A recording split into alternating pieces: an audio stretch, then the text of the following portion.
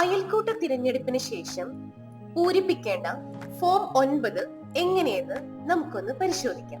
Forum 9 എന്ന് പറയുന്നത് Kudumbashree CDS ത്രിതല സംഘടനാ തിരഞ്ഞെടുപ്പ് 2026 തിരഞ്ഞെടുക്കപ്പെട്ട നിയുക്ത ഭാരവാഹികൾ സംയുക്തമായി സമർപ്പിക്കുന്ന സത്യപ്രസ്താവനയാണ്. ഇതിൽ ആദ്യമായി ജില്ല എന്നൊരു കോളം കൊടുത്തിട്ടുണ്ട്. അവിടെ നമ്മുടെ അയൽക്കൂട്ടം നിൽക്കുന്ന ജില്ല ഏതാണെന്ന് നമുക്കത് കൊടുക്കാം. തൃശ്ശൂർ എന്ന് നമ്മൾ ഇതിൽ എഴുതി.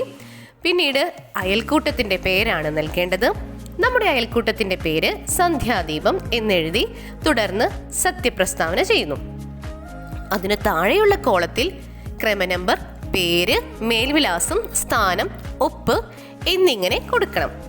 അപ്പോൾ നമ്മുടെ നിയുക്ത ഭാരവാഹികളുടെ പേരനുസരിച്ച് 1 ഗ്രേസി, ഗ്രേസിയുടെ പൂർണ്ണമായ മേൽവിലാസം പ്രസിഡന്റ് എന്നെഴുതി അതിനു നേരെ ഒപ്പിടണം.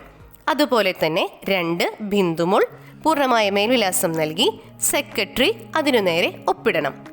3 ആസിയ പൂർണ്ണമായ മേൽവിലാസവും നൽകി ഉപജീവന ഉപസമിതി കൺവീനർ എന്നെഴുതി അതിനു നേരെ ഒപ്പിടണം.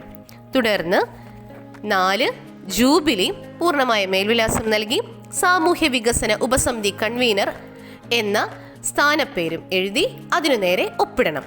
അവസാനമായി മഞ്ജു പൂർണ്ണമായ മേൽവിലാസം നൽകി സ്ഥാനം അടിസ്ഥാന വികസന ഉപസമിതി കൺവീനർ എന്നെഴുതി അതിനു നേരെ ഒപ്പിടണം. അതിനു താഴെയായി സ്ഥലം, തീയതി എന്നിവ ചോദിച്ചിട്ടുണ്ട്.